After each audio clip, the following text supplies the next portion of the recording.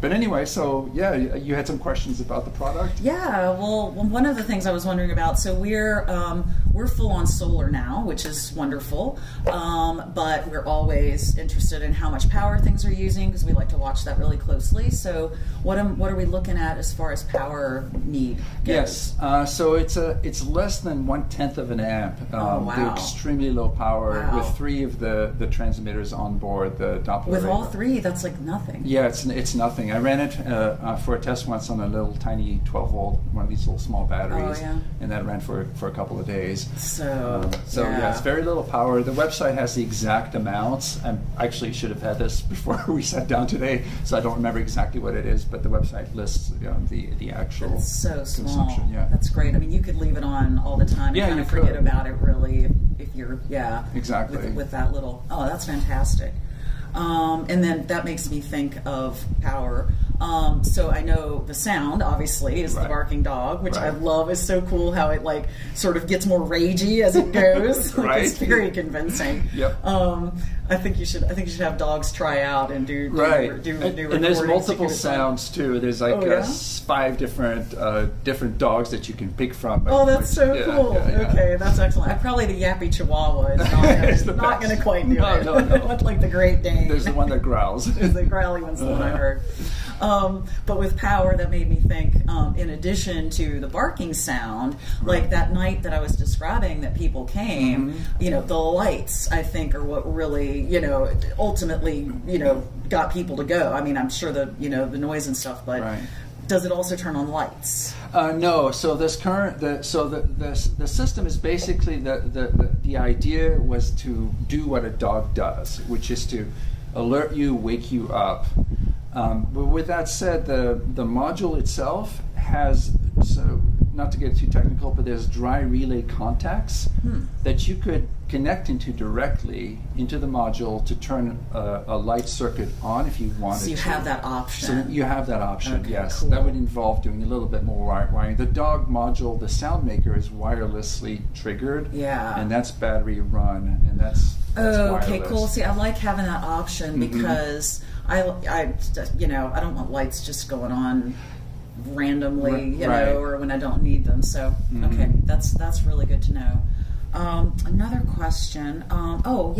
How far is the reach of its sensitivity? Like, how close does somebody have to get before it's set off? Yeah. Okay. So the max reach is 7 to 8 meters. I had to trigger a little bit further than 7 meters, which is what the specification is on the module itself. So it's going to depend on movement and speed, all of that. But because it's Doppler radar, a small amount of movement, like a panga coming up slowly, will set it off. That's right. At about 7 meters, which is about 21 feet. And I feel like I'm picturing 7 meters right now. Right. I'm like, yeah, that's about when I'm wondering, why is that boat so close to my boat? Exactly. Yeah. Right. Why are they getting so close? Yeah, exactly. That's kind of that point where I'd start to get a little curious or nervous. Yeah. Yeah. Perfect. And then I was wondering about motion. Like, would waves set it off? Yeah. Okay. So that's the answer is no, unless if they're breaking waves, which is at that point, if it's breaking waves, you're not going to have to worry about pangas coming. I'm going to say, I don't think that's going to happen then anyway. Right. I'm probably awake if waves are breaking. Exactly. I took it on one of the tests we did last year. Took it sailing out here in 10, 15 knot winds. Oh yeah. And even with the system on and the boat, rocking and everything, it did not go off until we started to see whitecaps. Oh wow. So, cool. Nice. So the boat's motion does not trigger it either. Great. Yeah. Okay, that's really good to know. Yeah, I don't want it to be too sensitive like our dog. That's one of the problems with our real dog is he's older like yours. So when it's cold, I don't really like having him outside on deck anymore. He wakes up, he's all stiff and sore. So I need BarkingBoat to compensate for that, exactly. But also when he is out, when it is summer and I do let him sleep outside, I end up dragging him inside anyway before I go to bed, because he'll, you know, he's pretty good, but he'll still be on super alert, and he's barking at like the littlest things.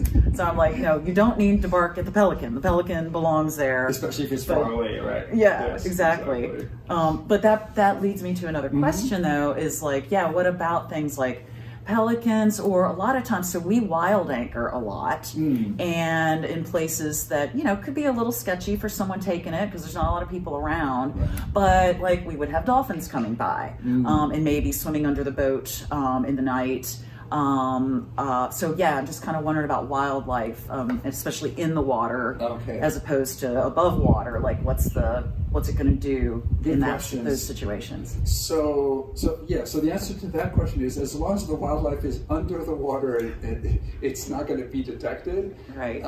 I would imagine a dolphin fin would, if it's close within that 7-meter range, would in fact trigger it. Which a normal dog would. I want to get up and see a dolphin anyway. It's good. It's a dolphin bell. Right. It's a dolphin alert. Yes. Yeah. Good point. Perfect. Right. Okay. But like, if it was like, say you had pelicans dive bombing, you know, that's probably going to set it off. That's going to set it off too within that range as well. Yeah.